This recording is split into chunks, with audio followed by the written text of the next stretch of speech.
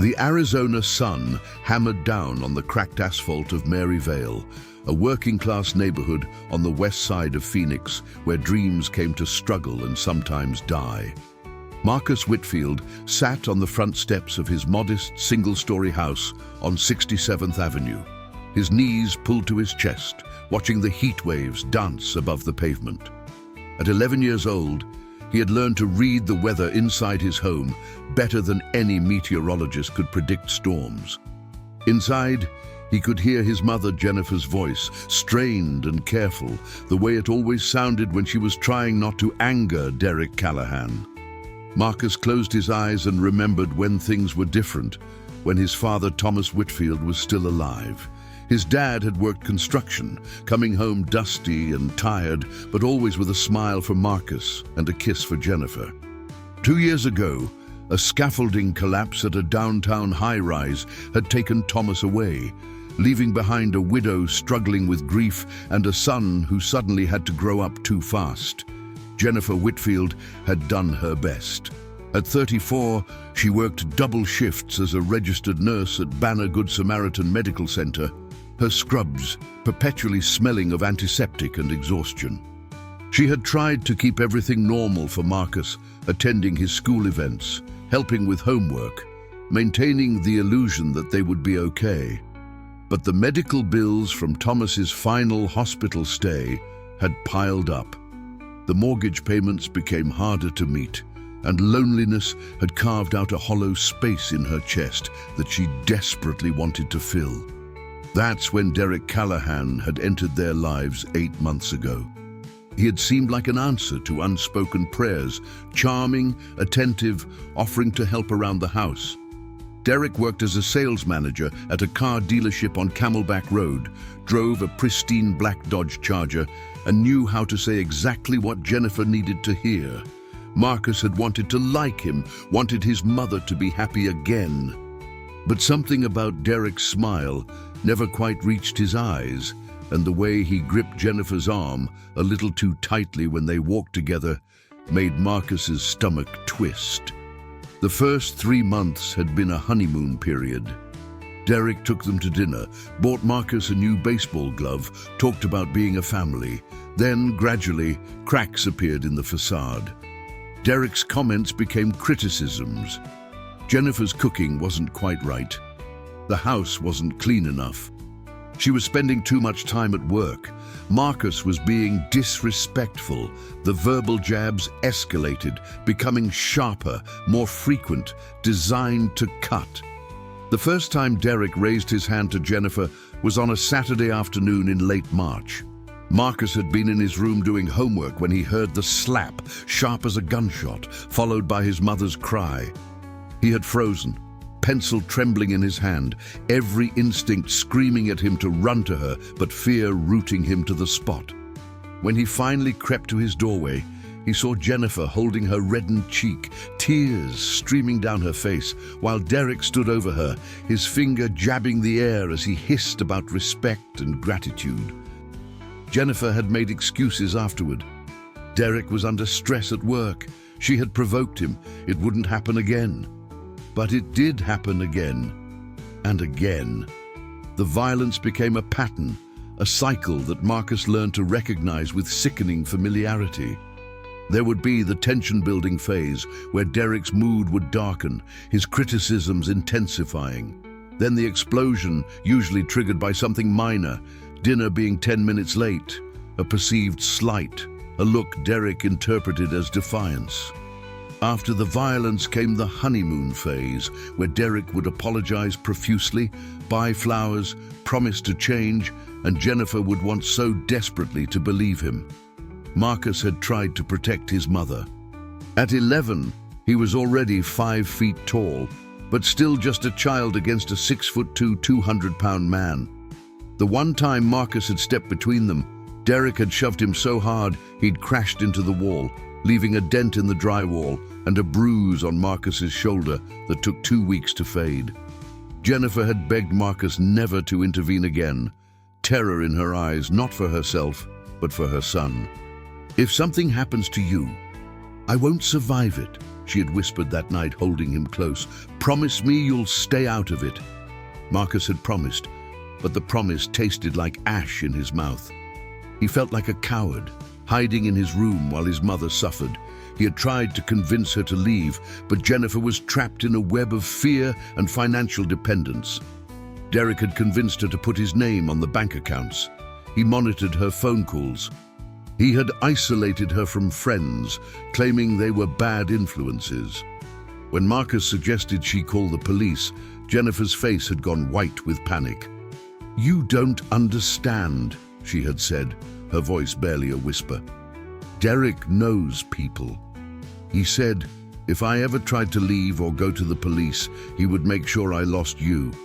He said he'd tell them I was an unfit mother, that I was neglecting you to work all those shifts. And the legal bills, Marcus. I can't afford a lawyer. I can barely afford groceries."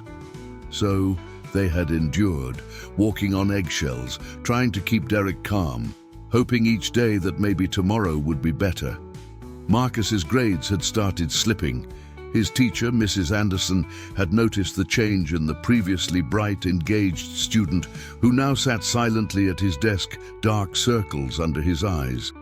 She had pulled him aside after class one day in early May. "Marcus, is everything okay at home?" she had asked gently, her kind face creased with concern. Marcus had wanted to tell her everything. The words had crowded his throat, desperate for release. But Derek's warnings echoed in his mind. "Mind your business. Don't air our dirty laundry. What happens in this house stays in this house." And he had simply nodded and mumbled that he was fine, just tired. Now, on this scorching Saturday afternoon in June, Marcus sat on those front steps and knew that fine was a lie they could no longer sustain. The heat was oppressive, the kind of Arizona summer heat that made the air shimmer and people's tempers short. Inside, Derek's voice was rising, sharp and angry. Jennifer was trying to placate him, her words quick and apologetic. Marcus couldn't make out the specific words, but he didn't need to. He knew this script by heart. A crash made him flinch, something shattering against a wall. His mother's cry, Derek's roar of rage. Marcus stood up, his heart hammering against his ribs. Through the screen door, he could see into the living room. Derek had Jennifer by her hair, his face contorted with fury, spittle flying as he screamed inches from her face. Her hands were up, trying to protect herself, tears streaming down her cheeks. "Please, Derek, please." Jennifer's voice was high and terrified. I'm sorry. Sorry doesn't cut it." Derek's fist drew back. "You need to learn some respect." The punch connected with Jennifer's jaw, snapping her head to the side. She crumpled to the floor, and Derek stood over her, his chest heaving, his fists still clenched. Marcus watched his mother curl into a protective ball as Derek's boot drew back to kick her, and something inside the boy shattered. He couldn't keep his promise. He couldn't stand here and do nothing. But he also couldn't fight Derek, couldn't physically stop him. Marcus needed help, real help. His mind raced, thinking of neighbors. But most kept to themselves, and Derek was friendly with the Hendersons next door, always putting on his charming face for the outside world. The police felt like a distant, unreliable option that Jennifer feared. Then Marcus remembered something. Earlier that morning, riding his bike to the corner store for milk, he had seen them. A group of motorcycles parked at the Shell gas station on 75th Avenue and Indian School Road, about half a mile from his house. Big bikes, chrome gleaming in the sun, and the men standing around them had leather vests with patches. Marcus had slowed down to look, fascinated despite himself by the powerful machines and the rough-looking men who rode them. One of them had caught Marcus staring and had given him a nod and a slight smile. The man had a weathered face, maybe in his 40s, with graying hair pulled back in a ponytail and kind eyes that crinkled at the corners. Something about that nod had felt safe, solid, real. Inside the house, Derek was still raging, and Jennifer was sobbing, begging him to stop. Marcus made a decision in that split second that would change everything. He turned and ran. His feet pounded the hot pavement, his breath coming in gasps as the Arizona sun beat down mercilessly. He didn't know if the bikers would still be there. He didn't know if they would help, but he knew he couldn't do nothing anymore. The half-mile felt like 10 as he sprinted past sun-bleached houses, chain-link fences, and struggling desert landscaping. His lungs burned, his vision blurred with tears and exertion, but he didn't slow down. The Shell station appeared ahead, its yellow sign promising salvation. Marcus's heart leaped when he saw the motorcycles still there, 6 of them lined up, their riders gathered in the shade of the gas station overhang, drinking water and talking. As Marcus stumbled into the parking lot, gasping for breath, the men turned to look at him. The man who had nodded at him earlier stepped forward, concern immediate on his face. "Hey kid, you okay? What's wrong?" Marcus couldn't catch his breath. Tears streamed down his face. The words came out broken and desperate. "Please," Marcus sobbed, his voice cracking with terror and desperation. "You have to help me. My mom, he's beating her. He's going to kill her. Please, please, you have to help." Jake Morrison had seen combat in Afghanistan. He had watched friends die, had carried wounded men through hostile territory, had made split-second decisions that meant life or death. But nothing in his military experience had quite prepared him for the sight of this 11-year-old boy, tears streaming down his face, begging strangers for help with the kind of raw desperation that cuts straight through any pretense or caution. At 43, Jake had been riding with the Desert Riders Motorcycle Club for 6 years. Despite the similar name to an existing club, their group was small, independent, and focused on community charity work and veteran support. They weren't an outlaw club. They were working men who loved motorcycles and used their brotherhood to make a positive difference. Today's ride was supposed to be a simple run to raise money for a local children's hospital, collecting donations at various stops around Phoenix. They had stopped at this Shell station for a break to hydrate in the brutal June heat before their next destination. Jake's 5 brothers who had joined him on this ride immediately gathered around the distressed boy. Travis Coleman, 35, with arms covered in tattoos and grease permanently staining his mechanic's hands, put down his water bottle.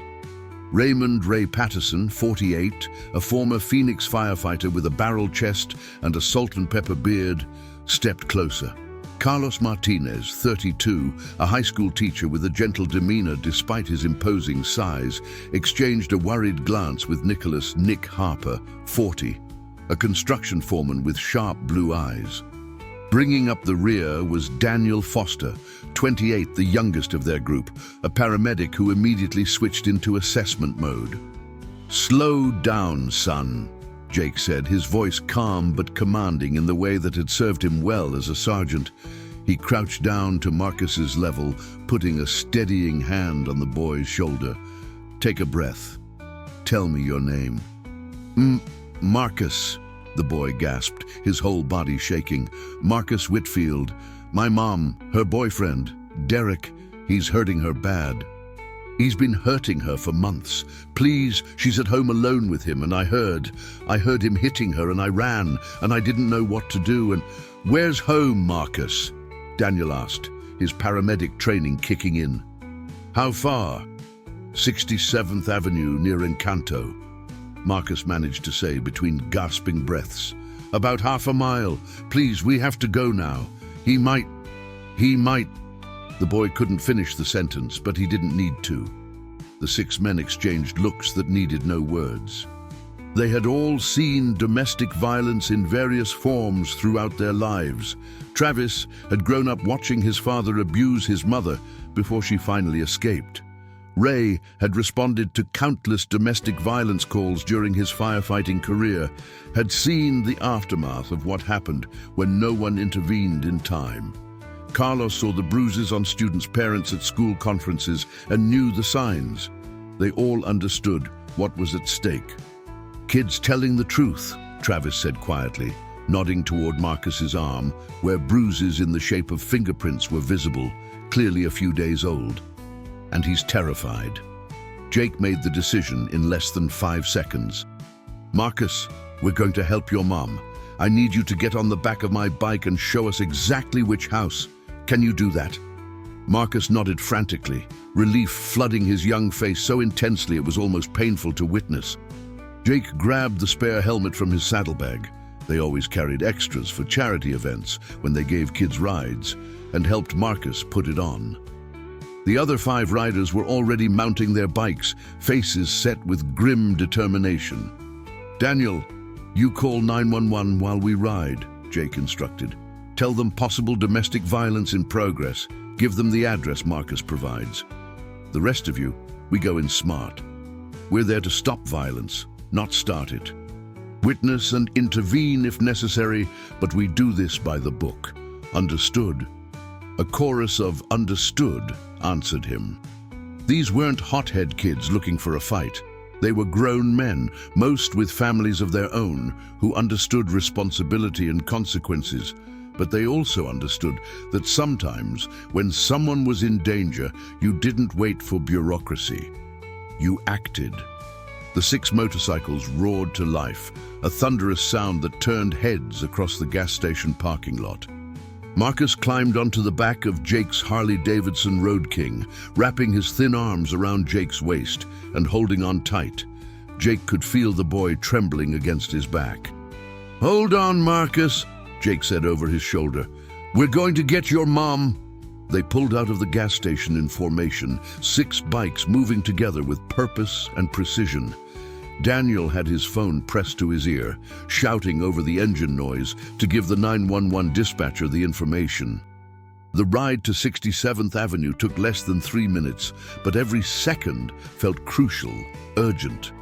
Marcus's fear was contagious, and Jake found his own heart rate climbing as they navigated the residential streets.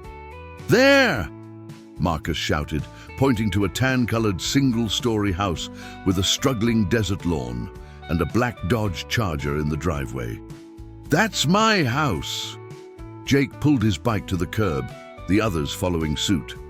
The street was quiet, most people sensibly staying inside to escape the afternoon heat. Before they had even fully dismounted, they could hear shouting from inside the house, a man's voice, loud and aggressive, and a woman's voice, pleading and terrified. "Please, Derek, I'm sorry. Please stop."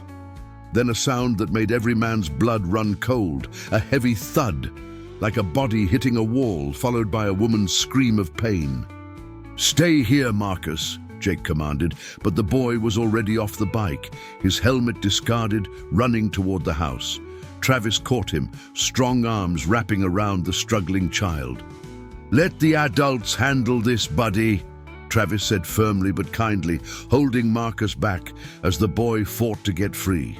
Jake strode up the walkway to the front door, the other 4 riders flanking him. The screen door was closed, but not locked. Through it, they could see into the living room, and what they saw made Jake's jaw clench with barely contained rage. A woman in her 30s, her blonde hair disheveled and matted with blood, was on the floor, trying to crawl away from a large man in jeans and a polo shirt. The man, Derek presumably, had her by the ankle and was dragging her back, his face twisted with fury. Blood ran from the woman's nose, and one of her eyes was already swelling shut. Broken glass from a shattered picture frame littered the floor, and the coffee table was overturned. "You think you can disrespect me in my own house?" Derek was shouting, his voice thick with rage. "I'll teach you." Jake didn't hesitate. He pulled open the screen door, the hinges protesting with a sharp squeal. The sound made Derek's head snap up, surprise registering on his face as 6 large men in motorcycle vests filled his doorway. "Step away from her," Jake said, his voice quiet but carrying the unmistakable weight of command. "Right now." For a moment, Derek just stared, his brain clearly struggling to process this unexpected development.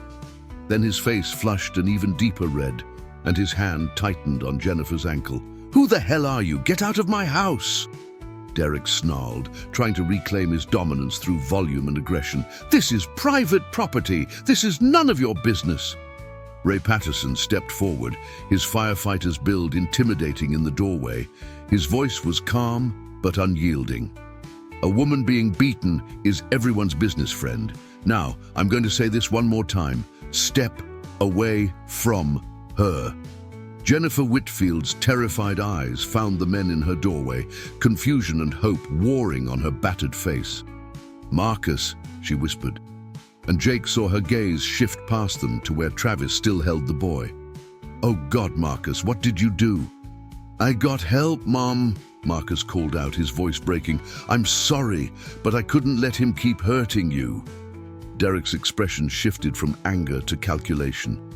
He released Jennifer's ankle and straightened up, his hands rising in a gesture that was meant to look placating, but came across as condescending. "Look, I think there's been a misunderstanding here. This is a private domestic matter between me and my girlfriend. She gets emotional sometimes. You know how women are. Things got a little heated, but we're working it out. I appreciate your concern, but really, you should go." "That right?" Carlos Martinez said, his teacher's eye taking in every detail of the scene. The blood, the bruises, the terror in Jennifer's eyes, the defensive posture of her body. "Because from where I'm standing, it looks like assault and battery." "She fell," Derek said, the lie smooth and practiced. "Clumsy. Right, Jenny? You fell." The room held its breath. Jake watched Jennifer's face, saw the fear there, the terrible habit of protecting her abuser. He knew what she was feeling, the shame, the terror of what might happen if she told the truth, the crushing weight of everything Derek had done to break her down over these months. But then Jennifer's eyes found Marcus again, her baby boy who had been brave enough to run for help, who had brought these strangers to her rescue. Something shifted in her expression. The fear was still there, but beneath it Jake saw a flicker of something else, determination. "No," Jennifer said, her voice barely above a whisper but growing stronger with each word. "No, I didn't fall. He hit me. He's been hitting me for months, and I'm done lying about it." Derek's face went white, then purple with rage. "You bitch! After everything I've done for you?" He lunged toward Jennifer, his fist raised, and that was when everything happened at once. Jake and Ray moved together, crossing the room in 3 strides. Jake caught Derek's raised arm, twisting it behind his back with the efficiency of military police training, while Ray wrapped him up from the other side. Derek struggled, cursing and spitting, but against 2 experienced men who knew exactly what they were doing. His resistance was futile. "You're done," Jake said coldly into Derek's ear. "You're done hurting her." Nicholas Harper helped Jennifer to her feet, his movements gentle and careful. "Ma'am, we've got you. You're safe now. An ambulance is on the way." Carlos stood by the door, phone in hand, documenting everything with video. "All on camera," he said to Derek. "Every threat, every admission." In the distance, sirens wailed, growing closer. Daniel appeared in the doorway.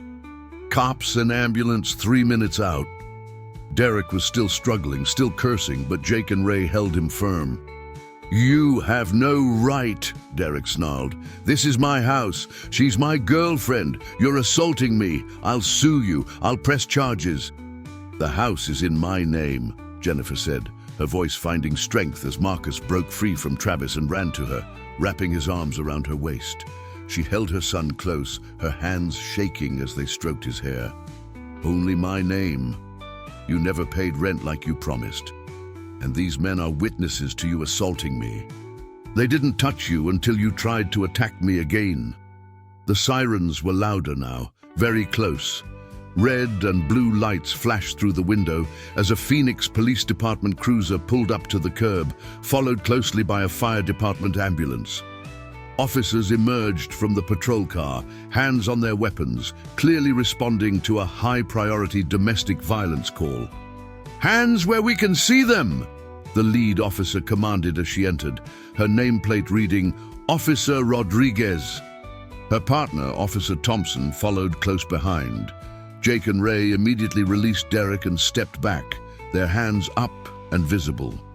"Officers, I'm Jake Morrison. We're the ones who had 911 called. This man was assaulting this woman when we arrived. We restrained him to prevent further violence." Officer Rodriguez's experienced eyes swept the scene, taking in Jennifer's battered face, Marcus's tears, the destroyed room, and Derek's rage-twisted features. She'd clearly seen this scenario play out 1,000 times before. "Ma'am, are you Jennifer Whitfield?" she asked Jennifer directly. "Yes," Jennifer said, her voice steadier now despite her physical injuries. "Do you want to press charges against this man for assault?" Jennifer looked at Derek, who was staring at her with a mixture of fury and disbelief, as if he couldn't comprehend that she was actually defying him. She looked at Marcus, her brave boy who had saved her. She looked at the 6 strangers who had answered that boy's desperate plea for help.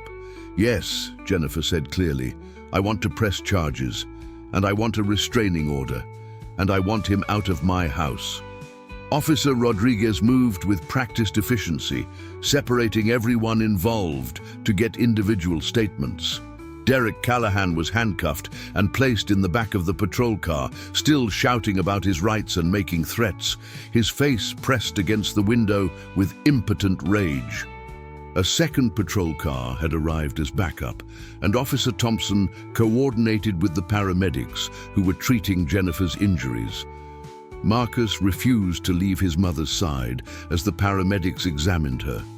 Daniel Foster, using his own paramedic credentials, had introduced himself to the EMTs and was providing additional context about the situation.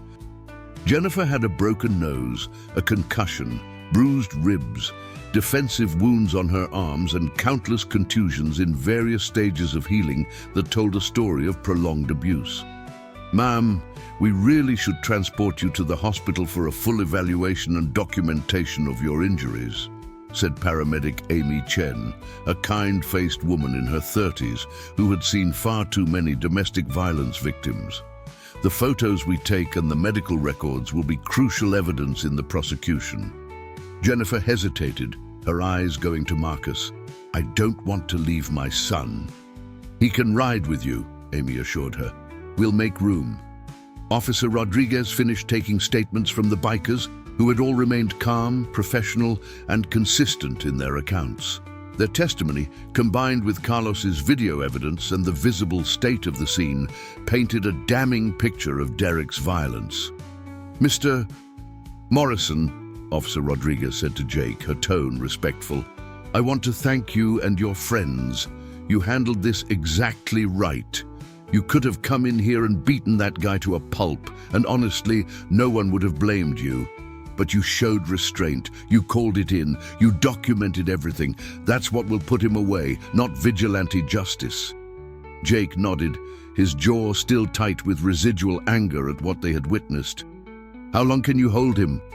"With the evidence we have, the DA will likely file multiple charges, aggravated assault, domestic violence, possibly others depending on what else we uncover.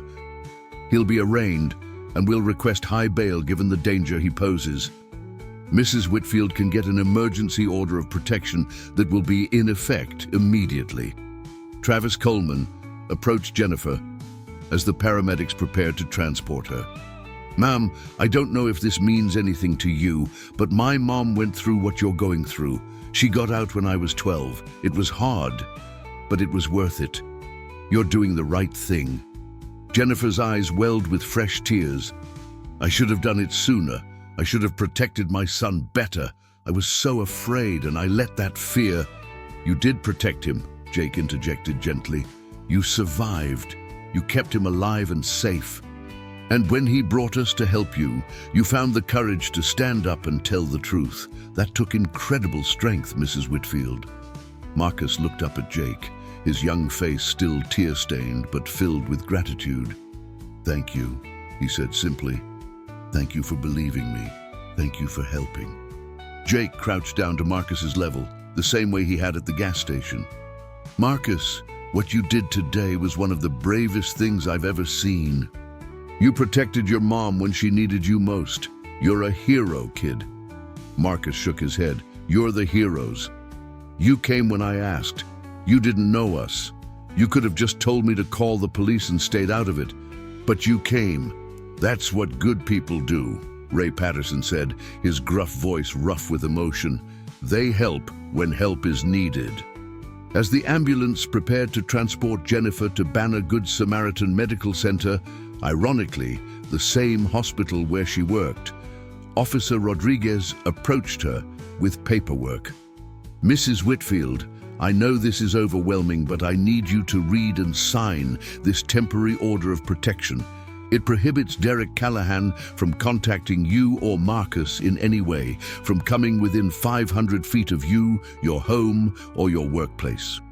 Violation of this order is a criminal offense that will result in immediate arrest. Jennifer signed with shaking hands. What happens now?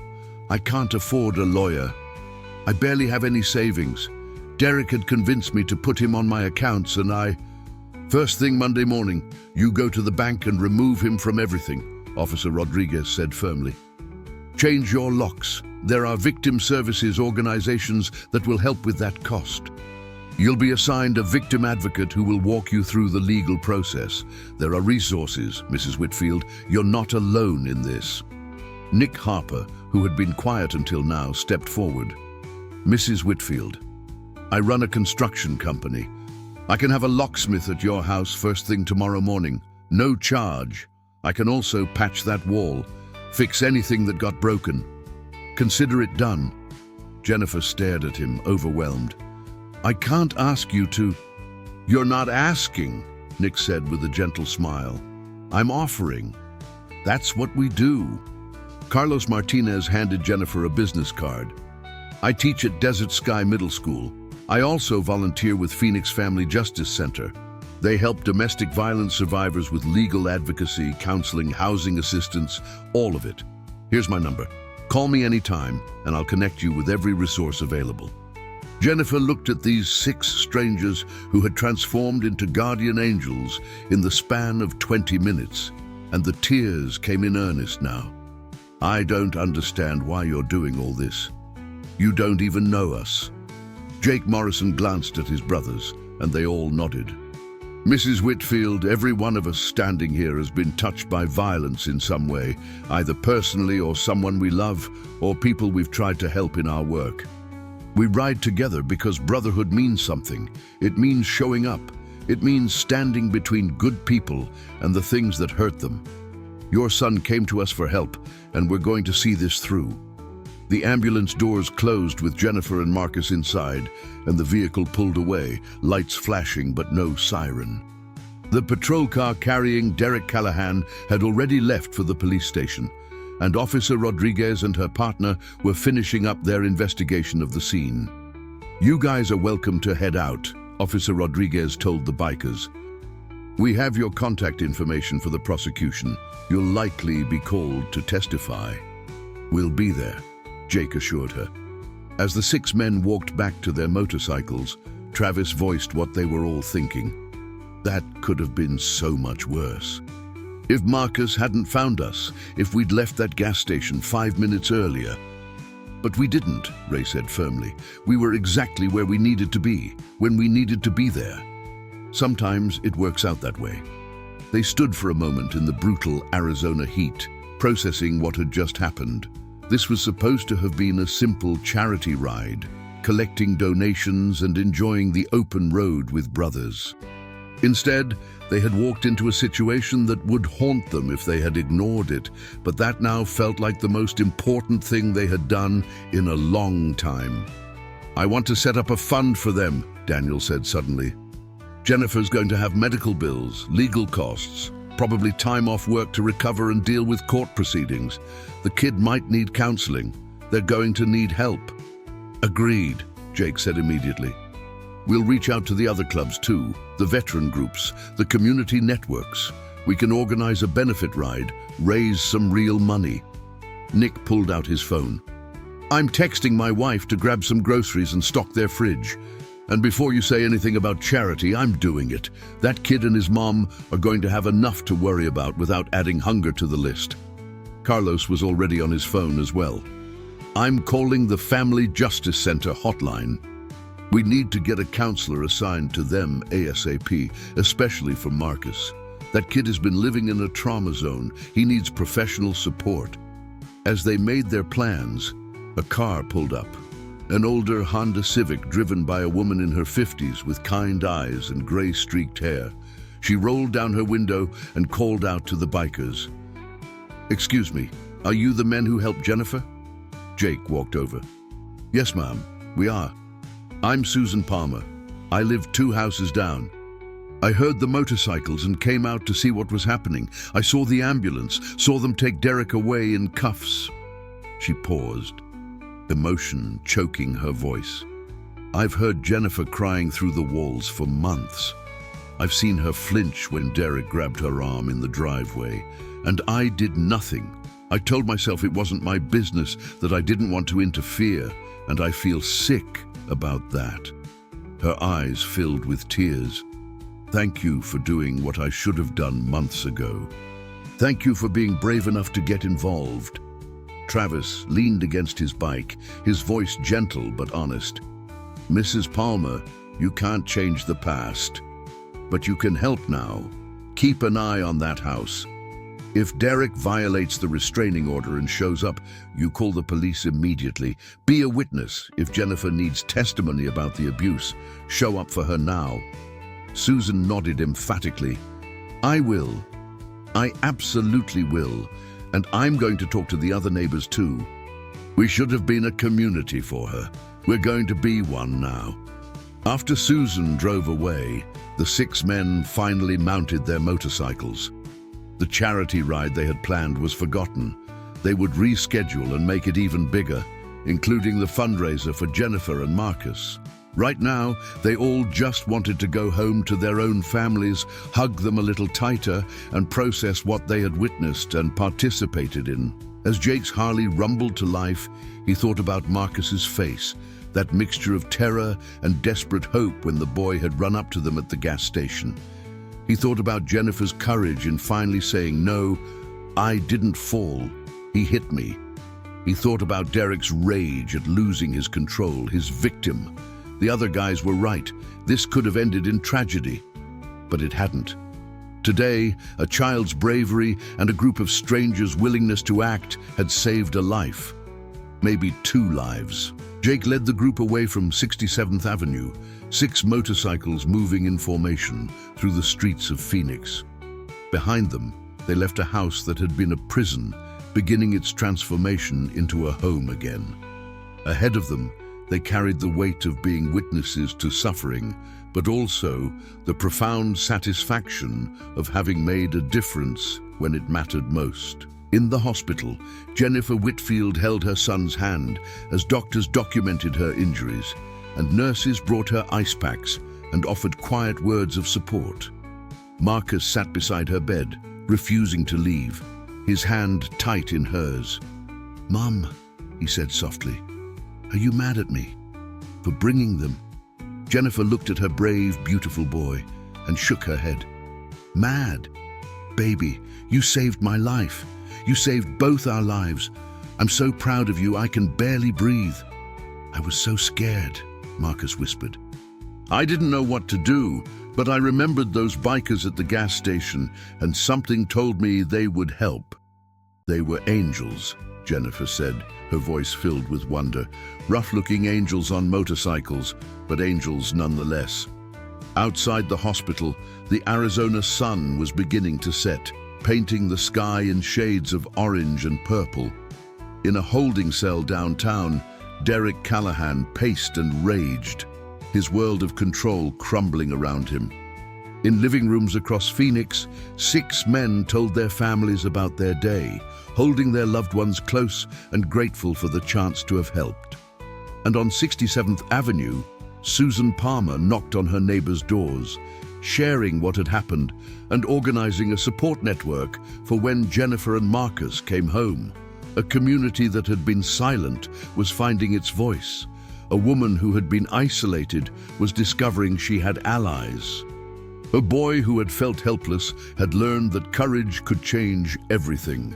The day had started as a simple charity ride. It had become something far more significant, a reminder that heroes don't always wear capes or badges.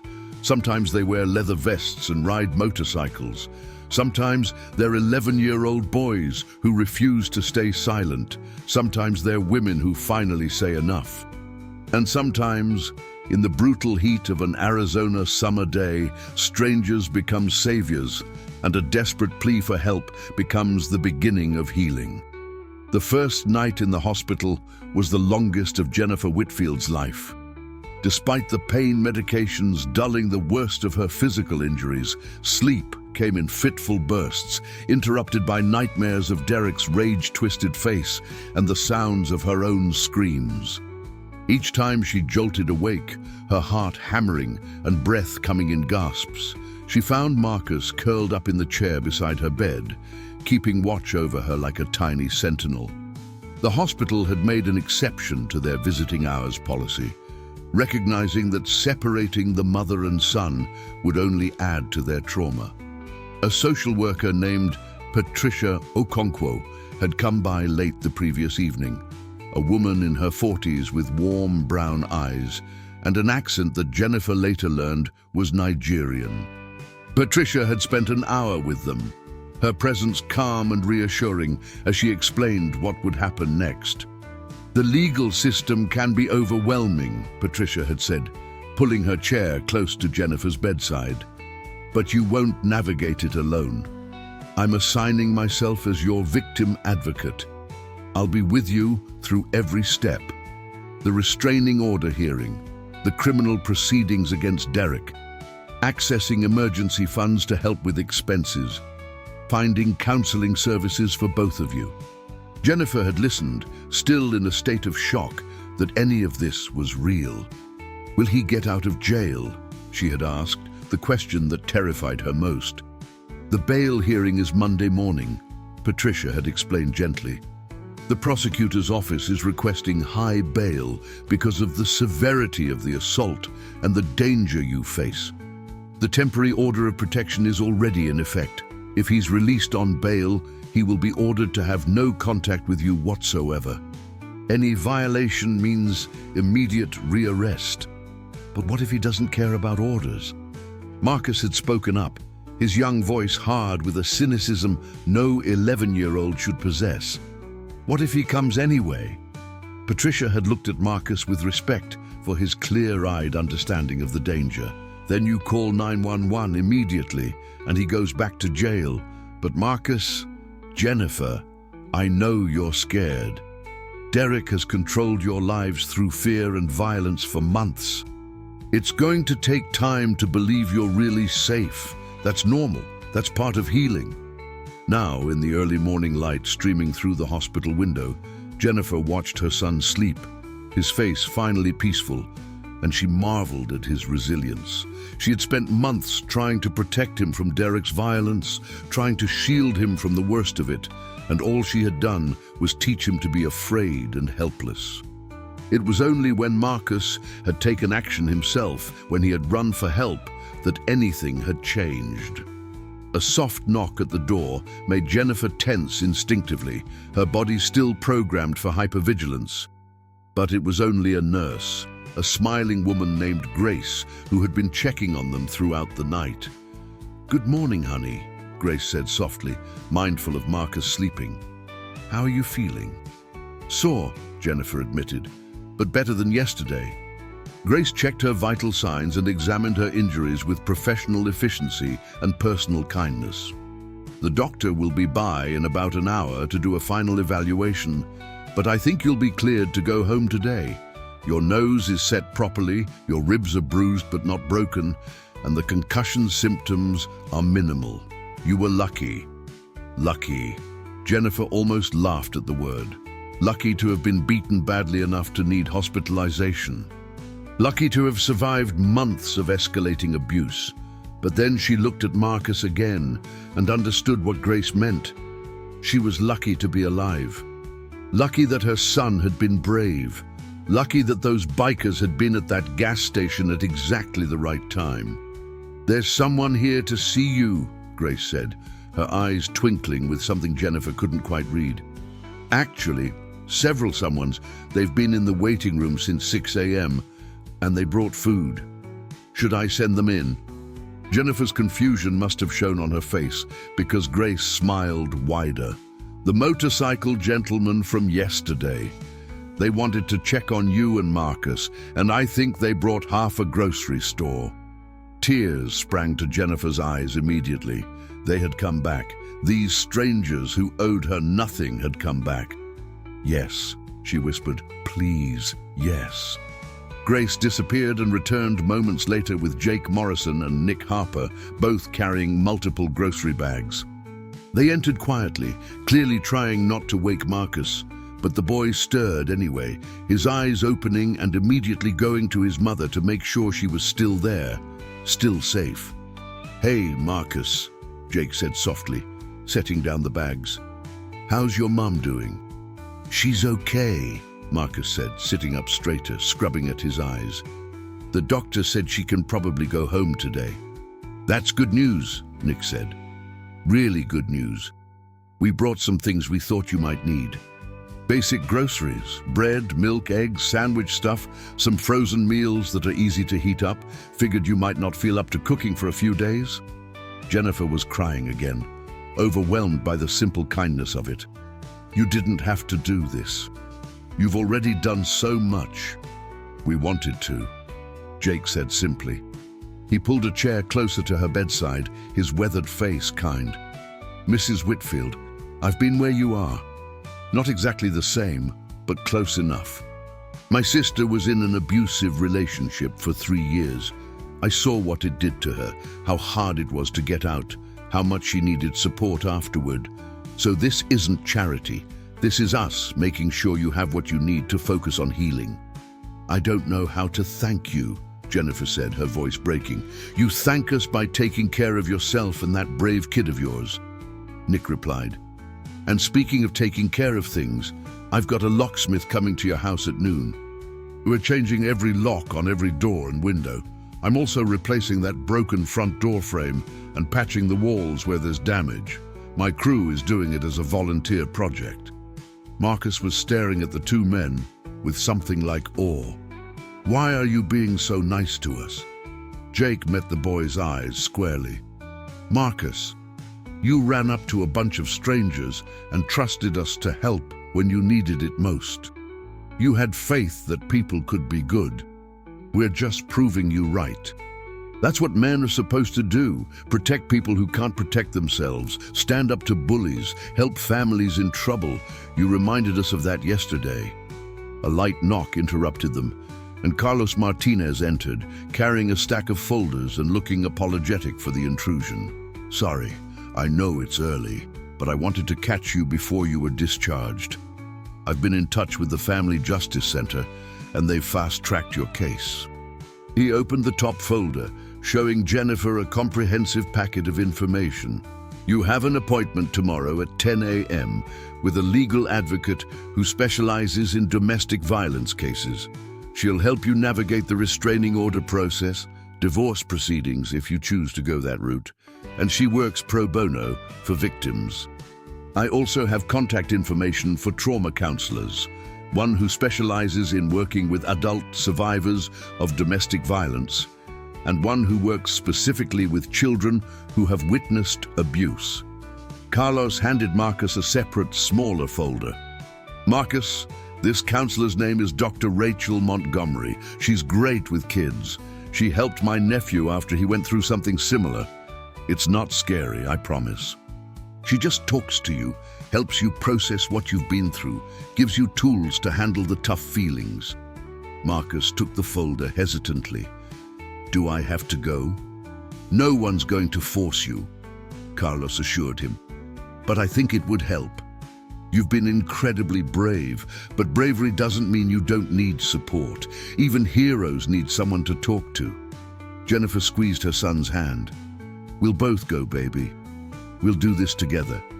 The hospital room, which had felt sterile and cold the night before, now felt warm with the presence of these unlikely guardian angels. Ray Patterson arrived next, along with Travis Coleman and Daniel Foster, all three bringing more practical gifts. A prepaid cell phone so Jennifer could have a secure line Derek didn't know about, a doorbell camera that Nick's crew would install that afternoon, and a thick folder of information about victim compensation funds that could help with medical bills and lost wages. "You guys thought of everything," Jennifer said, overwhelmed by the comprehensive support being offered. "We made phone calls," Travis admitted with a slight smile. "Turns out when you tell people there's a mom and kid who need help after a domestic violence situation, a lot of folks want to pitch in. The Phoenix community isn't as cold as people think." Daniel, ever the paramedic, did a quick assessment of Jennifer's injuries with professional detachment. "You're healing well, but take it easy for the next week at least. Those ribs are going to be tender, and the concussion means you need rest and limited screen time. Do you have sick leave at work?" Jennifer nodded.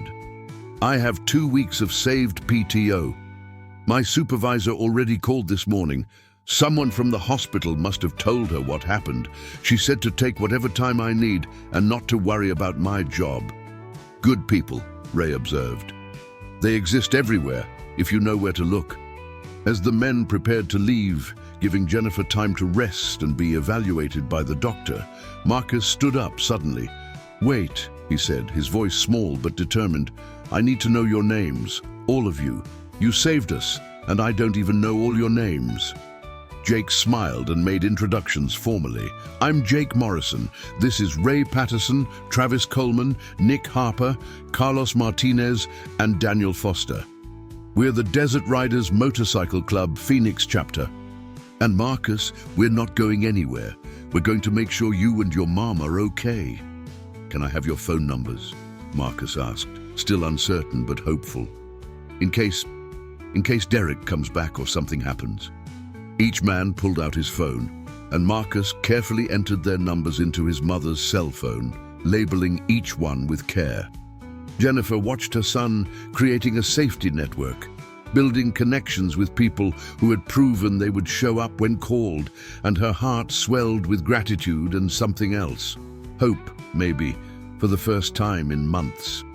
After the bikers left, the hospital day progressed with medical evaluations, paperwork, and discharge planning. Patricia Okonkwo returned with updates on Derek's status. He was still in custody, his bail hearing scheduled for Monday morning, and the prosecutor was building a strong case with the evidence from the scene, the biker's testimony, and the medical documentation of Jennifer's injuries. "There's something you should know," Patricia said gently, sitting in the chair Jake had occupied earlier.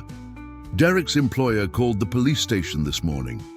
Apparently, there have been other complaints about his behavior. Aggressive conduct toward female employees, threatening behavior toward a customer who complained about him. Nothing that resulted in charges, but a pattern of conduct that supports what we're claiming about his character. The dealership is cooperating fully with the investigation." Jennifer felt a complex mixture of validation and horror. She had thought Derek's violence was something she had caused, a reaction to her failures as a partner. Learning that he had displayed aggression toward others, that his violence wasn't uniquely about her, was both relieving and sickening.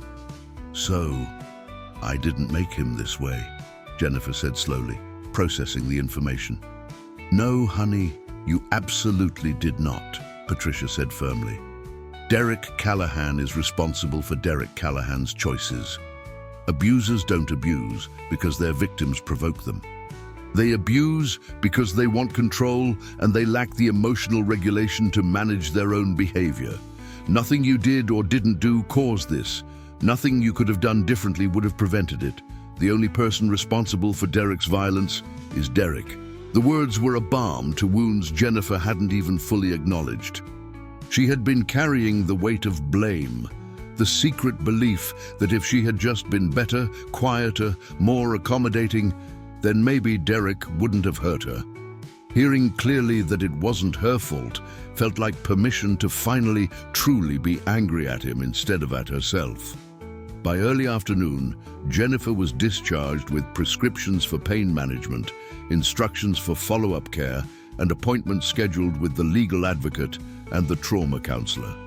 A victim services volunteer named Michelle drove Jennifer and Marcus home, her car trunk filled with all the groceries the bikers had brought. When they pulled up to the house on 67th Avenue, Jennifer's breath caught in her throat. The driveway was filled with trucks, and men were working on her home. Nick Harper stood on the front porch directing operations, while a locksmith worked on the door. Two other men were patching the drywall inside, and someone was installing the doorbell camera. Nick looked up as they arrived, a smile breaking across his weathered face. Perfect timing. We're almost done. New locks on every entry point, reinforced strike plates, and that camera is going to send alerts straight to your phone if anyone approaches the door. Marcus jumped out of the car, staring at the activity with wide eyes. You really did all this. Told you we would, Nick said, ruffling the boy's hair. Your house, your rules now. No one gets in unless you say so. Inside, the house felt different. The broken picture frame was gone, the blood cleaned from the carpet, the overturned furniture righted. Someone had even brought flowers, bright desert wildflowers in a simple vase on the kitchen table. The groceries were unpacked and organized, and there was a note on the refrigerator in neat handwriting. Casseroles in the freezer. Just heat and eat. You're not alone. The Desert Riders family. Jennifer sank onto the couch, overwhelmed by the transformation. This house had been a prison for months, filled with tension and fear. Now it felt like it was breathing again, like possibility lived in these rooms instead of dread. Mom, look! Marcus called from his bedroom. Jennifer followed to find that someone had repaired the dent in his wall where Derek had shoved him, and there was a new baseball glove on his bed with a note. For the brave kid who ran for help. Keep playing. Travis. That night, for the first time in months, Jennifer and Marcus ate dinner at their own table without fear. The casserole was delicious, the house was secure, and when Marcus asked if they could watch a movie together, something they hadn't done since Derek had moved in and monopolized the TV, Jennifer said yes with tears in her eyes. As they sat together on the couch, Marcus curled against his mother's side, watching a superhero movie, Jennifer realized something profound. She had spent so long believing she was alone, that no one would help, that she had to endure because there were no options. But in one afternoon, because her son had been brave enough to ask strangers for help, an entire community had rallied around them. The next few weeks unfolded in a pattern of healing and legal proceedings.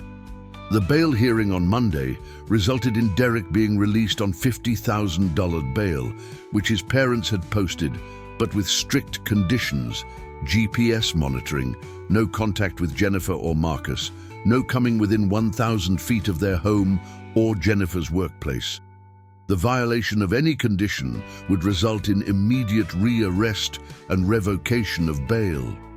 Jennifer attended her first appointment with the legal advocate, a sharp-eyed woman named Veronica Chen, who specialized in domestic violence cases. Veronica walked her through the process of making the temporary restraining order permanent, filing for divorce, and understanding the criminal case against Derek. The DA is charging him with aggravated domestic violence, aggravated assault, endangering a child, and criminal damage, Veronica explained in her office at the Family Justice Center. With the evidence, the testimony from 6 witnesses, the medical documentation, the video Carlos took, the history of complaints at his workplace, the case is very strong. The DA is offering a plea deal: 3 years in prison, 5 years probation, mandatory anger management and domestic violence intervention programs, and a permanent order of protection. 3 years, Jennifer said, her voice small. Is that enough? I won't lie to you. I've seen men get less for worse. But 3 years is significant, and more importantly, it's time for you to rebuild your life without looking over your shoulder. However, Veronica added, her voice firm, you don't have to accept the plea. If you want to go to trial, we will. The choice is yours. Jennifer thought about Marcus, about dragging him through a trial, about having to testify in detail about the abuse. What do you recommend? Take the plea, Veronica said. It's guaranteed prison time, guaranteed protection, and it allows you to move forward. Trials can take a year or more, and Derek would be out on bail that entire time. This way, within a few months, he's in prison and you're free. Jennifer agreed to the plea deal, and Derek, through his attorney, accepted it. The sentencing hearing was scheduled for early August. Meanwhile, Jennifer and Marcus both started therapy. Dr. Rachel Montgomery, the counselor Carlos had recommended for Marcus, was a patient woman in her 50s who specialized in childhood trauma. Marcus was resistant at first, insisting he was fine, but Dr. Montgomery was skilled at creating a safe space. Within a few sessions, Marcus was opening up about the fear he had lived with, the guilt he felt for not protecting his mother sooner, the nightmares that woke him up at night. You did protect your mother, Dr. Montgomery told him during one session, her voice gentle but firm. You did exactly what you should have done. You got help from people who could handle the situation safely. That wasn't cowardice, Marcus. That was wisdom. Jennifer's therapist, Dr. Elena Rodriguez, helped her process not just the abuse from Derek, but the grief she still carried from losing her husband, the financial stress that had made her vulnerable, the shame that kept her silent. Slowly, painfully, Jennifer began to understand that she was a victim but also a survivor, that she deserved safety and respect, that her worth wasn't determined by a man's treatment of her. The Desert Riders didn't disappear after the initial crisis. They became a steady presence in Jennifer and Marcus's lives. Jake Morrison called once a week to check in. Travis invited Marcus to his auto shop to teach him about engines, giving the boy a positive male role model and a hobby that didn't involve trauma. Ray stopped by occasionally with his wife Maria, who befriended Jennifer and invited her to a support group for domestic violence survivors that met at their church. In mid-July, the Desert Riders organized a benefit ride for Jennifer and Marcus. Over 200 motorcycles showed up, riders from clubs all over Phoenix who had heard the story and wanted to help. They rode through the city in a massive procession, ending at a park where local businesses had donated food, musicians performed, and a silent auction raised money. By the end of the day, they had collected over $15,000 for Jennifer's medical bills, legal costs, and emergency savings. Marcus stood with his mother watching the sea of motorcycles, the rumble of engines like thunder, and he felt something he hadn't felt in over a year: safe, protected, valued. These people don't even know us, Jennifer whispered to Jake, who stood nearby with his wife Linda, a school teacher with kind eyes. Why are they doing all this? Linda answered, her arm around Jennifer's shoulders. Because when Jake told them about an 11-year-old boy who ran up to bikers and begged them to save his mother, and then how you found the courage to tell the truth and press charges, every single person wanted to be part of your story. You reminded people that goodness matters, that standing up matters. They're not helping strangers, Jennifer. You're family now. August arrived with monsoon storms that broke the brutal heat, rain pounding the desert and turning the normally dry washes into rushing rivers. On the day of Derek Callahan's sentencing hearing, rain hammered the Maricopa County Superior Court building, and Jennifer Whitfield stood outside with Marcus, staring at the imposing structure where her abuser would finally face consequences. She wasn't alone. Jake Morrison, Ray Patterson, Travis Coleman, Nick Harper, Carlos Martinez, and Daniel Foster all stood with her, their presence a wall of solidarity. Patricia Okonkwo, her victim advocate, held an umbrella over Jennifer and Marcus. Veronica Chen, her attorney, reviewed last-minute notes. You don't have to give a victim impact statement, Veronica reminded her gently. You've already submitted a written one. But if you want to speak, Now is your chance to tell the judge and Derek exactly how his actions affected you." Jennifer looked at Marcus, who nodded encouragingly. Her son had grown so much in the past 2 months. He was sleeping better, smiling more, reconnecting with friends he had withdrawn from during the months of living in fear. Dr. Montgomery said he was processing his trauma in healthy ways, that he would carry scars but not be defined by them. "I want to speak," Jennifer said, her voice steady. "I need him to hear me, really hear me, maybe for the first time."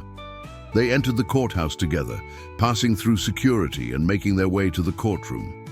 Derek was already there, sitting at the defendant's table with his attorney, wearing a suit that made him look respectable and civilized. Nothing like the monster who had beaten her on that June afternoon. He looked thinner, older, diminished somehow. When Jennifer entered, his eyes found hers, and she saw something there. Anger, yes, but also a plea, as if he expected her to save him even now. She looked away. The hearing began with procedural matters, the acceptance of the plea agreement, the review of charges.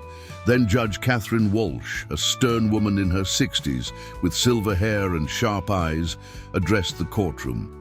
"Before I impose sentencing, I want to hear from the victim. Mrs.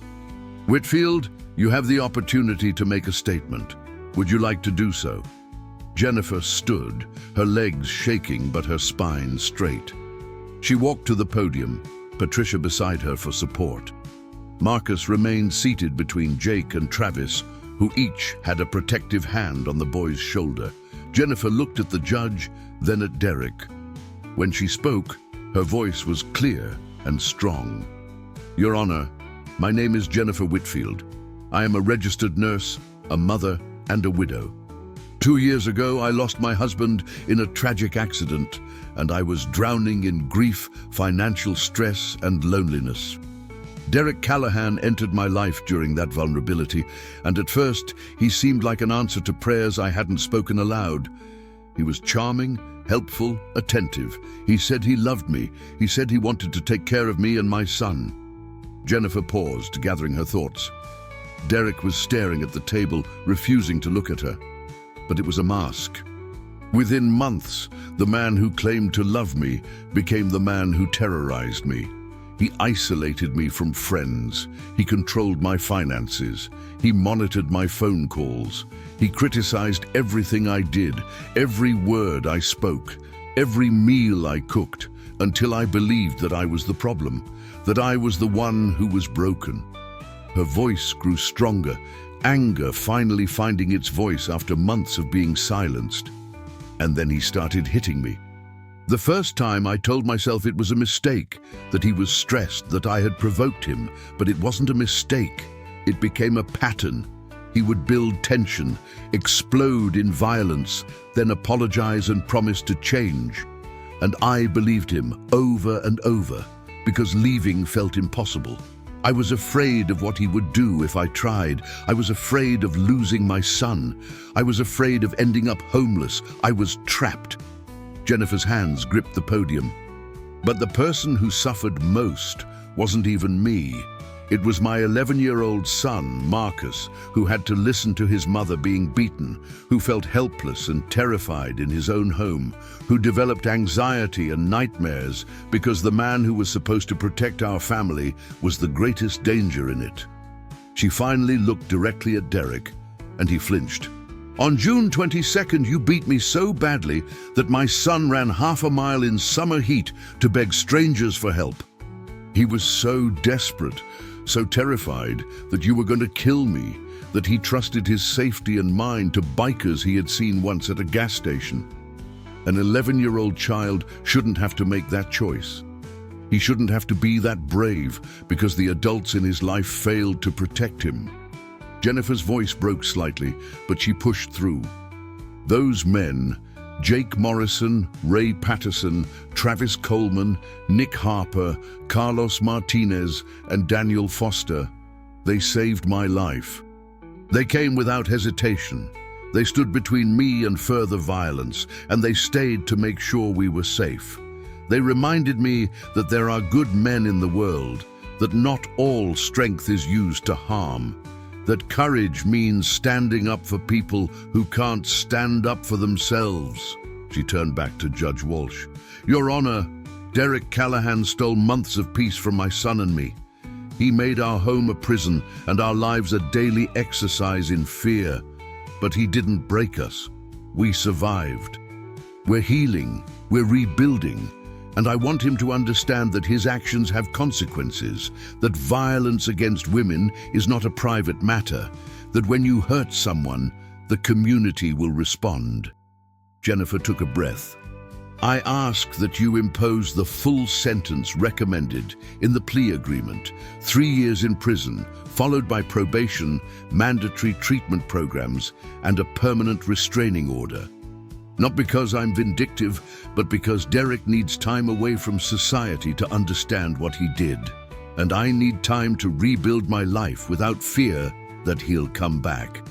She paused, then added quietly, and I hope, Your Honor, that 3 years from now, when Derek Callahan is released, he will be a changed man who understands that love is not control, that partnership is not ownership, and that he never has the right to raise his hand to another human being.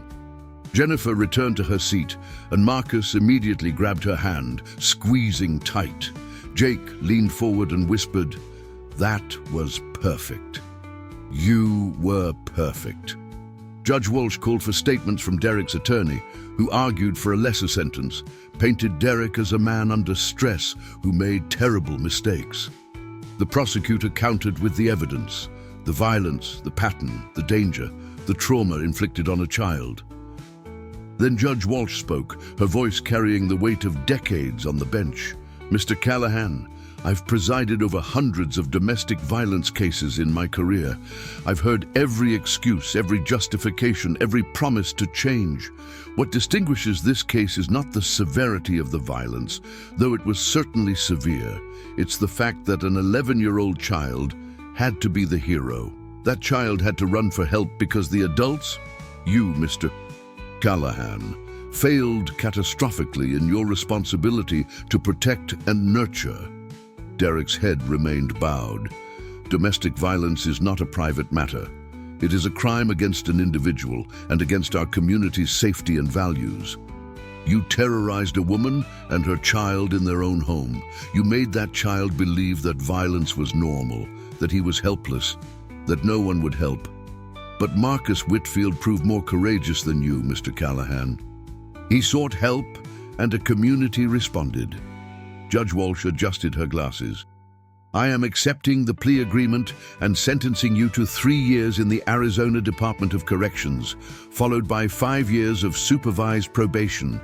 You will complete domestic violence intervention programming, anger management courses, and substance abuse evaluation. You will have no contact with Jennifer Whitfield or Marcus Whitfield for the duration of your natural life. The permanent order of protection will remain in effect indefinitely. If you violate any term of your probation, you will serve the maximum sentence allowable by law." She banged her gavel. "We are adjourned. Bailiff, remand the defendant into custody." Derek was handcuffed and led away. He looked back once at Jennifer, his face a mixture of emotions she couldn't read and no longer cared to interpret. That chapter of her life was closed. Outside the courthouse, the rain had stopped, and Arizona sunshine broke through the clouds, creating a rainbow over the downtown skyline. Jennifer stood on the steps with Marcus, surrounded by their unlikely family of bikers, advocates, and friends, and she felt something she hadn't felt in years, free. "It's over," she whispered to Patricia. "This part is," Patricia agreed. "Now comes the part where you build the life you want, not the one someone else forced on you." The months that followed were a study in gradual healing and rebuilding. Jennifer returned to work at Banner Good Samaritan, where her colleagues welcomed her back with support and understanding. Her supervisor had connected her with the hospital's employee assistance program, which provided additional counseling and financial planning resources. Marcus started 6th grade at a new school. Carlos Martinez had helped facilitate the transfer to a school closer to his own, where he could keep an eye on the boy and where Marcus could have a fresh start without the stigma of what had happened. Marcus joined the school baseball team, his skills rusty, but his enthusiasm renewed. Travis came to every game he could, cheering from the stands, a stable male presence who showed Marcus that men could be strong without being violent, that masculinity didn't require domination. Jennifer started attending the domestic violence survivors support group that Ray's wife Maria had invited her to. The first meeting had been terrifying. Walking into a room full of women who had survived what she had survived felt like exposing every vulnerability. But the understanding in that room, the shared experience, the wisdom of women further along in their healing journeys became a lifeline. One evening in October, 4 months after Derek's sentencing, Jennifer hosted her first dinner party. She invited Jake and Linda Morrison, Ray and Maria Patterson, Travis Coleman, who brought his girlfriend Kelly, Nick and his wife Amanda Harper, Carlos Martinez and his partner David, and Daniel Foster with his fiancée Rebecca. It was the first time Jennifer had opened her home to guests since before Derek, and she was nervous that it would feel tainted, that the memories would overwhelm the present. But as her home filled with laughter, conversation, and the smell of the lasagna she had carefully prepared, Jennifer realized the house had been transformed. It was no longer Derek's prison. It was her sanctuary, filled with people who had proven that love meant showing up, that strength meant protecting others, that family wasn't always blood. Sometimes it was bikers who answered an 11-year-old's desperate plea for help. After dinner, as the adults sat around the living room drinking coffee and sharing stories, Marcus pulled Jake aside. "Can I ask you something?" "Anything, kid," Jake said, following Marcus out to the front porch. They sat on the steps where Marcus had sat that terrible June day, watching the heat waves and listening to his mother being hurt. Now, in the cool October evening, with desert stars brilliant overhead, Marcus looked at the man who had become a mentor, a protector, a friend. "Why do you think you guys were at that gas station?" Marcus asked. "Right when I needed you. My mom says it's fate. Dr. Montgomery says it's coincidence. But it feels like more than that." Jake considered the question seriously, giving it the weight it deserved. "I think," he said slowly, "that every day people face moments where they can choose to get involved or walk away. Most of the time, people walk away because it's easier, safer, less complicated. But sometimes if you're in the right place with the right people, you make the choice to step up. We were at that gas station because we were on a charity ride. You found us because you were brave enough to run for help. We came with you because we couldn't live with ourselves if we didn't." He put his arm around Marcus's shoulders. "Maybe it's fate. Maybe it's coincidence. Maybe it's just a series of choices that led to the right outcome. But what matters is that you made the hardest choice, Marcus.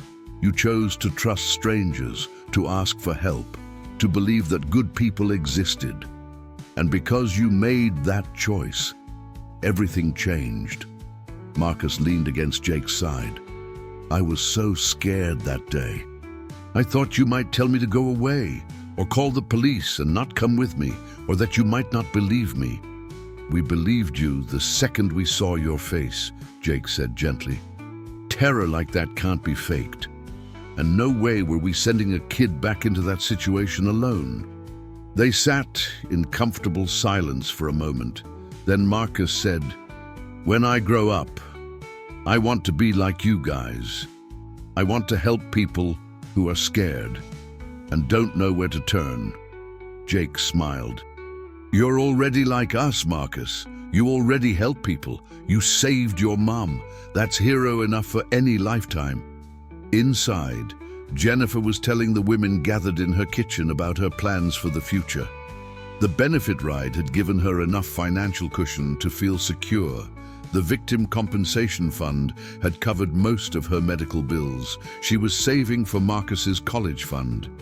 And she had started taking classes toward a nurse practitioner degree, something she had always wanted, but Derek had discouraged. "I feel like I'm finally living my own life," Jennifer said, her eyes bright with tears of joy instead of pain. "For so long, I was just surviving, first after Thomas died, then with Derek, but now I'm actually thriving." Maria Patterson hugged her tight. "You deserve all of it, honey. Every bit of happiness, every moment of peace, every dream you want to chase. You earned it." As the evening wound down and guests began to leave, each person hugged Jennifer and Marcus goodbye. Linda Morrison, the last to leave, held Jennifer's hands and said, "You know, when Jake came home that day in June and told me what had happened, I was so proud of him, but also scared. I know how these situations can go wrong, how the violence can spread. But seeing you now, seeing Marcus thriving, seeing what you've built from the ashes of that trauma, it reminds me why we do what we do, why we show up. Because people like you and Marcus are worth every risk." After everyone left, Jennifer and Marcus cleaned up together, working in the comfortable silence of people who have been through hell and come out the other side together. When the kitchen was clean, Marcus hugged his mother tightly. "I love you, Mom. I'm glad we're safe now." "I love you too, baby. So much. And we're not just safe, we're free." That night, Jennifer sat on her porch under the stars, wrapped in a blanket against the October chill, and thought about the journey from that terrible June day to this peaceful October evening. She had survived. More than survived, she had pressed charges, testified through her victim impact statement, and seen her abuser sent to prison. She had accessed resources, built a support network, healed trauma, and reclaimed her home and her life. And she had learned that heroes came in unexpected forms.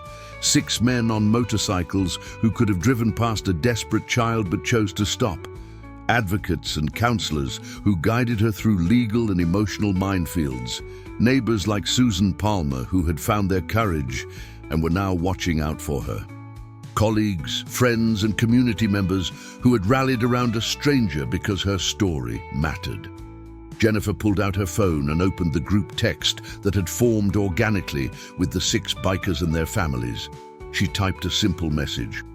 "Thank you for everything, for seeing us, for believing us, for staying. You changed our lives." The responses came quickly, each one a variation of "That's what family does," and "We love you guys," and "You changed our lives too." Because that was the truth none of them had expected. The rescue had been mutual. Marcus and Jennifer had reminded the Desert Riders why brotherhood mattered, why showing up made a difference, why sometimes strangers needed you more than you knew. And the bikers had shown Marcus and Jennifer that trust could be rewarded, that asking for help was strength, that good people existed and would fight for them. In December, 6 months after that fateful Saturday, the Desert Riders held their annual Christmas toy drive for children's hospitals. Marcus insisted on helping recruiting classmates and organizing a collection drive at his school. On the day of the delivery, Marcus rode on the back of Jake's Harley again, but this time there was no terror, no desperate plea for help. This time there was joy, purpose, and the rumble of dozens of motorcycles loaded with presents for children who needed them. As they pulled into Phoenix Children's Hospital, Marcus looked at the dozens of bikers who had shown up, some of whom had been at the gas station that June day, others who had heard the story and joined the cause, and he understood something fundamental about humanity. There was darkness in the world. People like Derek Callahan existed, and they caused real harm, but there was also light.